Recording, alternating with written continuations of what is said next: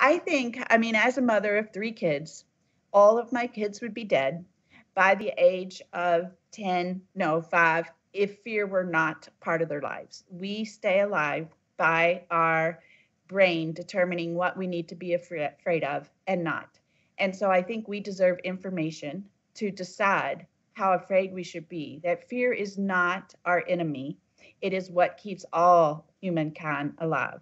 And hysteria, racism, uh, attacking people. No, that's not the same as fear. Fear is like, this is serious. I need to not only think of myself, but think of my neighbor and think of people that you can't identify me as an at-risk person.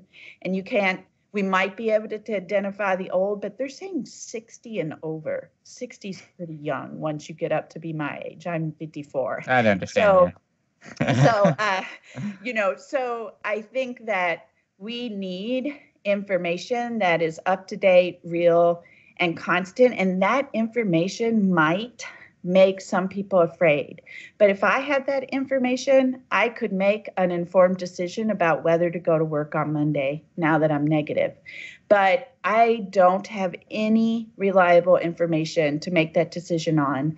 And if the numbers truly came out that we had, like Ireland did start, not Ireland, I'm sorry, so many things, Italy did start testing, and their death rate is higher than ours right now, and their cases are like 5,000, something like that, because it changes very rapidly. But they did start some more mass testing, way more mass testing, and their numbers climbed, and they're taking action like closing schools, et cetera. I mean, what if we had mass testing and we have 10,000 cases in the U.S.? Would it start to change policy before it's too late? Would it instill fear in people if they found out that, yes, we do have 10,000 plus cases, because we probably do in the whole U.S., because every one confirmed case is a whole lot of other unconfirmed cases, is what every scientist says. And so would it produce fear? Yes.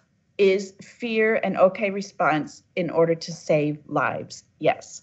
That lives are more important than simply denying the truth and making some people feel good because they probably won't be killed by this. President's advice was, you probably won't die. And that's still a true statement. Most people probably won't die. But I think that the people who are going to die of this disease are very, very, very important.